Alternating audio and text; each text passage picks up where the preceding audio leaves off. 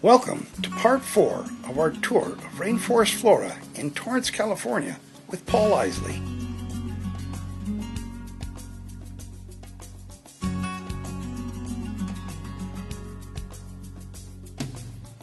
Well, hi Paul, we seem to have come around full circle, and we're back at that great Cedar Stump that you've turned into a waterfall. But I see you have some amazing blooming Varieseas. What is that Varisea next to you? Well, Barry, this is Varisea Filippo-Coburgi in full bloom. You can see the great yellow flowers that it has.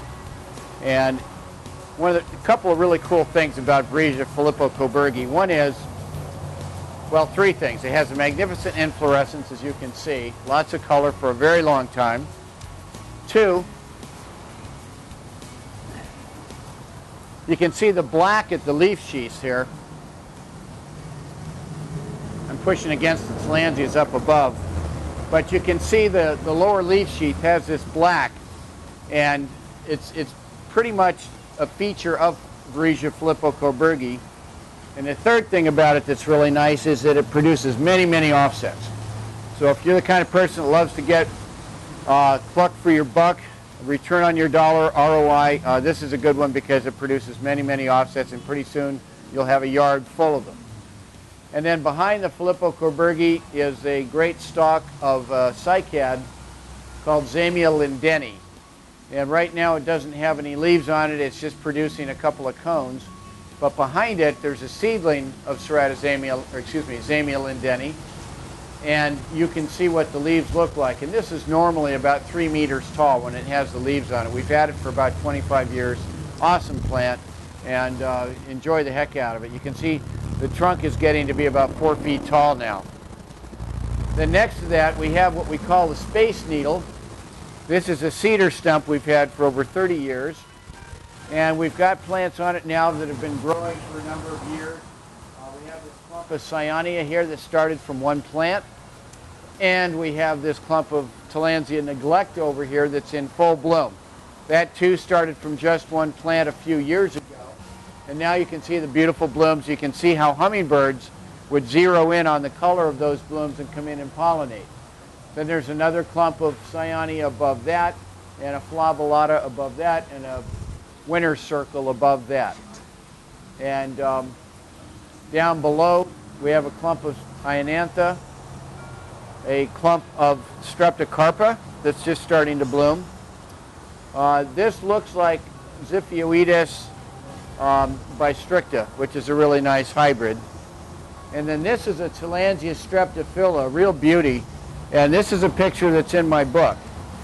I took a picture of this about 3 years ago, and it was in bloom on the piece of wood here. Then we have a clump of Juncifolia. And then next to this we have this great clump of Ceratizamia hildi. This is a real specimen. You won't hardly ever see them as nice or as large as this one is. And then we have clumps of Tillandsias. I love this one. Look at that. This is latifolia. It might be divaricata and it might be delgado. I'm not sure which one it is. But it's a really nice clump with 6 offsets that have come off from the mother plant and made a nice round circle. And you can see in the back the history of the plant growing on the stem. So this is many years old. And then up above, you know, it just takes so long to go through all of these, but we have so many Tillandsias, inexpensive to expensive, common to rare, singles to clumps, hundreds and hundreds of them that we've grown from seeds and offset over the years. Well, that's excellent, Paul. I really enjoyed looking at the interior of your great nursery/botanical garden here. Why don't we take people out front, show them what you got out front? Well, let's do that. We can walk around and take a look and pan while we're walking through. This is our bench of bromeliads where we make gardens. These are very popular at holiday times, like Christmas. I can't think of anything that you could get that would have more color that would last as long for the price as something like this. It's really true that bromeliads are very durable in terms of how long they stay in color for a given inflorescence. months and months. Yes. Paul, I see that you grow a whole variety of cryptanthus, which are the small bromeliads, often called earth stars. Cryptanthus is one of the more unknown genera in the bromeliad family, but it's one of our favorites because the leaves have so much color, they're so easy to grow. And cryptanthus is from the Greek, and the crypt means hidden. You know what a crypt is, right? And then anthus is from means flower, so it means hidden flowers. The cryptanthus actually has white flowers that come up out of the center of the plant. They're not really hidden, but that's the name of the plant, the genus. Here's a piece of grapewood with a beautiful chocolate brown clumping of cryptanthus, and this is a smaller one with pink in it. Look at this. The shape of the plant, the earth stars, the color in the leaves, the variety, a lot like tillandsias. The biggest difference is that these do need to have some soil. And they are not root intensive at all. When they produce offsets, most of the time they'll just fall off almost. So you can take them off very easily. And most of them are also very prolific. They produce a lot of offsets. And anyway, this is one of our favorites. They're called cryptanthus. Not very common. We have them here at the nursery, and we love to show them off. And these work really good as houseplants as long as they get some good light. Yes, they like bright light. They don't need to have direct sun or anything like that, but just bright light and getting water with good water once a week or so, and they just do great. Well, those are fantastic. All right. We're out front here. I see that you've got some really beautiful Alcantarias, Paul. Yes, this is Alcantara Imperialis, which is one of the more spectacular of all the Alcantarias. It produces a monstrous, incredible, maroon-colored inflorescence that comes up. It's huge. This giant thing comes up. Beautiful big branches, bright maroon color, and giant yellow and white flowers. In nature, this Alcantara Imperialis grows on cliffs outside of Rio de Janeiro in Brazil. And the cliffs can be very, very high, and you see these giant virizas and these incredible inflorescences growing up there. So we have larger specimens, and then we have smaller plants that people can buy and grow for a few years, and they grow up to be like this. It's monocarpic, which means that it does not produce offsets when it blooms. It's after it flowers, that's the end of the plant. However, as it grows, it produces small little offsets called adventitious offsets. The adventitious offsets can be taken off and rooted and grow into plants.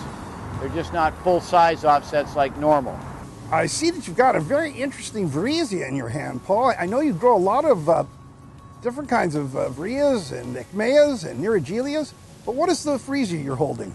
This is called Virizia simplex berry, and we like it a lot because of the bright colors on the inflorescence.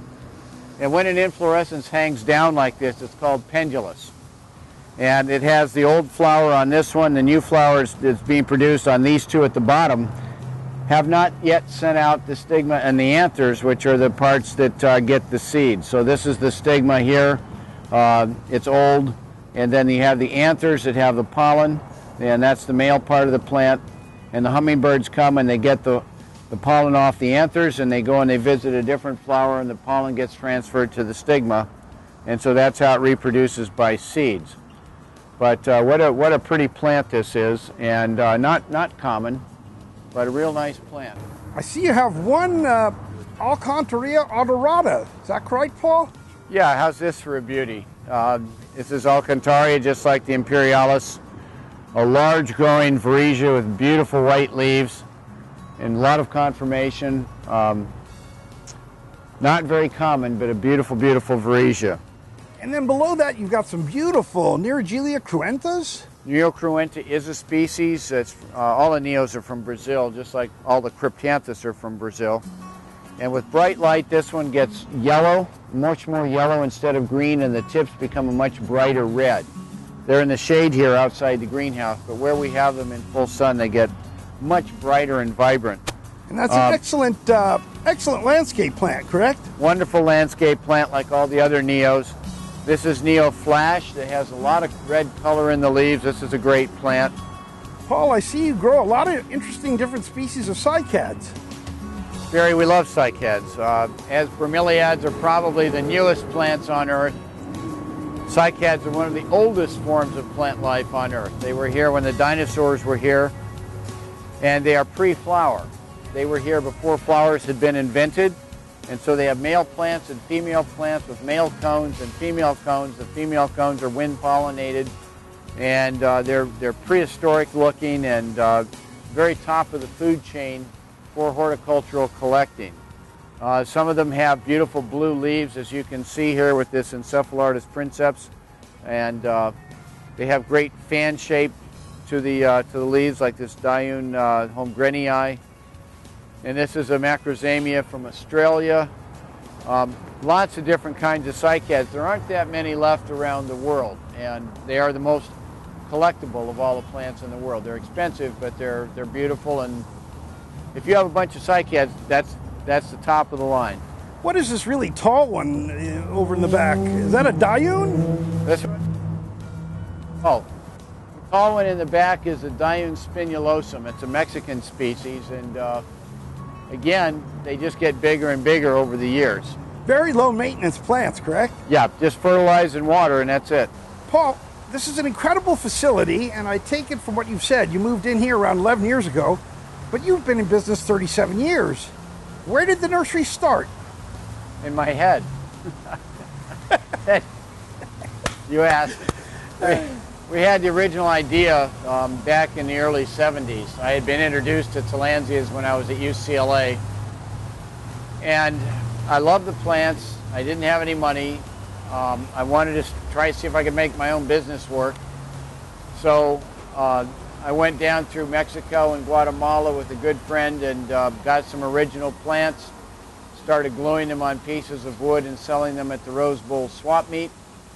And it just kind of evolved from there. I started out in my backyard in Venice, California. We had a competitor. As it turns out, he turned me into the building department. They came over. I was packing an order to go to Sacramento and caught red-handed, so that made me go out and get our first nursery, which was in Palms on Venice Boulevard. And so we moved there and set up shop. We were there for a year and a half, and then we outgrew that place and we moved to Mar Vista, to a large 10,000 square foot greenhouse. We grew in that, and then that property got sold out from under us after another year and a half, and so we moved to Gardena. And we moved one of the great greenhouses on that property to Gardena. We rebuilt it, and we were in Gardena for 21 years when we got moved out of Gardena. Edison decided to sell the property, so then after that we ended up over here in Torrance, which turned out to be a wonderful thing because this is a fantastic facility, and again, like I said, it's close to LAX, but that's sort of been the progression over the years. So necessity is the mother of invention. You've had to survive in a market where the real estate is at a premium, but it looks like you've done an amazing job. I want to thank you for all of this information, Paul, and we'll see you in future videos. Well, thank you, Barry, and we'll see you next time around. Hi, we're here today with P.J. Isley, Paul Isley's son. He's the webmaster for the Rainforest Flora Incorporated website. What made you want to work on this website, P.J.? Is it all the variety of plants, or? Well, it's pretty interesting being able to work on the website like that and starting it. Learned a lot about the plants, managing each one and putting them up there and trying to build a really awesome database of all the pictures, all the different varieties of plants we have, and displaying them for people so they can all take advantage of them. And I understand it wasn't an easy thing to do. No, it wasn't. It's taken a few years, especially learning the way web is being developed and the trends and what people are interested in. It's taking a lot of work, but we're trying to deliver something that everyone will love. And it's got that fully integrated shopping cart, and you've done a lot of work, and well, it's a marvelous website. I understand in the future you're going to have some of the videos of your dad and other kinds of interesting add-ons to the website. Yeah, our next thing we want to add to the website is a section about the nursery here in Torrance, so everyone around the world can get an opportunity to see the beauty of it and the real uniqueness of it, and we'll have all the videos, YouTube, and everything on there. And this wonderful website that you've helped create, what's the web address of that? Web address is www.rainforestflora.com. Thank you very much, PJ. You're welcome. Thank you.